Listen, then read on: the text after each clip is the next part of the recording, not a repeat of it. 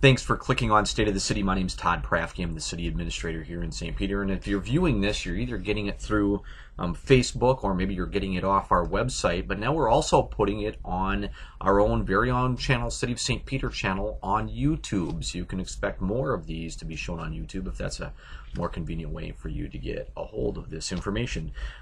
Anyway, thanks for clicking in. Today is the 22nd of January, and it is a cold day in January. In fact, just an hour or two ago, we got the notice that schools were letting out today. Well, yeah, they let out maybe about half an hour ago, maybe 40 minutes ago or so. So as you're traveling home tonight or throughout the rest of the week, which I understand is supposed to be very cold, dress warm and drive carefully. I have two goals today for this video presentation. The first is talking about the workshop from last night, and the second is giving you a few tidbits of information that I hope will be worthwhile for you. First of all, the workshop. Here's a copy of the agenda. You can see my notes on it there. Let me go down that list: wellhead protection, street sweeper, senior services, refuse hauling, and goal session. Let me talk about each one in turn and give a little bit more information. First of all, that wellhead protection program. This was a requirement from the Department of Health that city staff do a review of our wellhead protection program with the City Council. This isn't just for us in the City of St. Peter, but for many communities. And so this is an opportunity to educate the City Council about the activities that we've undertaken as a part of that wellhead protection program. Now, if you're interested in that, let us know, or you can check out our website. We have some great information on our website, but there's a number of reasons that we want to talk about it. First of all, it's a wonderful cooperative effort with farmers and landowners to the west of St. Peter, where most of our well water really kind of comes from. It migrates from west to east in our neighborhood, and we want to make sure that that water is as clean as possible to continue to preserve that water quality. The agricultural producers in this area have been very cooperative and work with us, and so it's very, very important for us for wonderful drinking water to have that cooperation.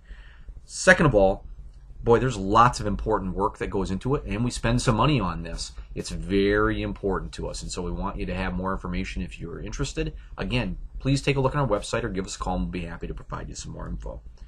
The next item that the council talked about was a street sweeper. We're looking at purchasing a replacement street sweeper.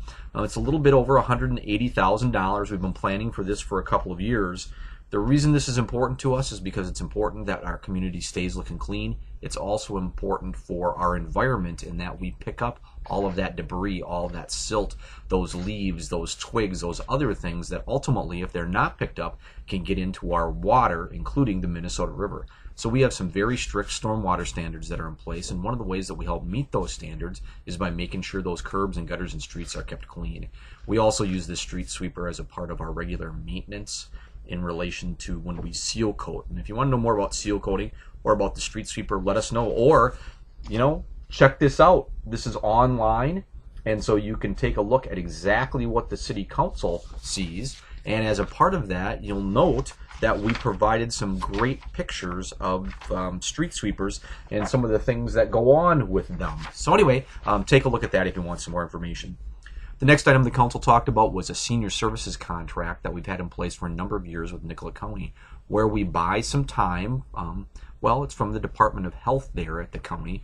We really buy some of Sylvia Perrin's time. Sylvia is that go-to person for senior issues within our community, and she does some wonderful projects, and again, we buy some time from Nicollet County for that. This, what the council is considering, is this ongoing contract, so we'll take action on that, I think, in the not-too-distant future to make sure that those services continue. Last but not least, the council talked about refuse hauling. This is like a humongous topic. Recycling, garbage, composting, kitchen waste, leaves, it's a really big topic. Really what the council was talking about last night was our contract for residential, or what's often called mixed municipal waste, for our residences. So like at my house out there on Boulder Street, I have a 90-gallon refuse Kirby, and I have 2 recycling Kirby's. This contract provides for the service that is the picking up and hauling of that stuff. So it's really, really important. We've had a 5-year contract in the past with Waste Management, and so we went out for bids because that contract is coming to an end, and we had 2 bids that were received. Waste Management was one, and then LJP from St. Peter was another. The council will be making a decision on this. But we've had lots of discussion about, do we keep with the current system, kind of loosely defined as being every other week recycling pickup, or do we go to something that is a regular every week recycling pickup? Well, the council hasn't voted on this yet, but they gave us some direction about how they wanted to look at it.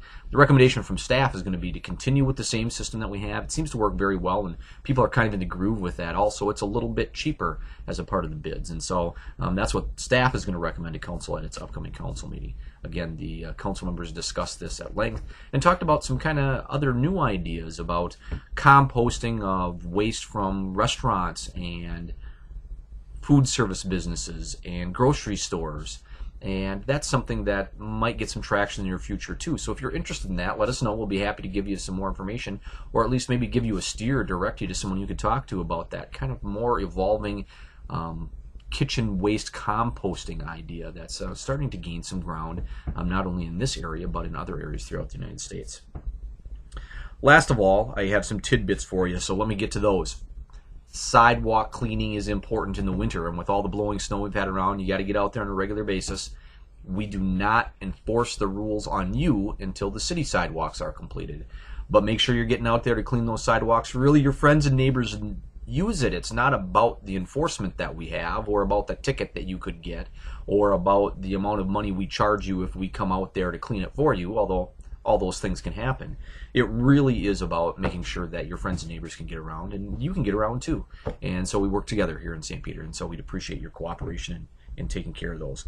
Also, we want to mention Winterfest is coming up. We love Winterfest, but I have to mention, as you're looking for that medallion where you can win lots of money, and it's always hidden on public property, a park or something like that, remember, you don't have to tip over equipment, you don't have to tip over garbage cans, you don't have to dig in the dirt to find that medallion. They'll hide it in a great spot, and if you can figure out the great riddles that they put together, you too could be the winner of that money after finding that medallion. So look to the chamber for more information. They'll be excited to have you call them and give you that information as well.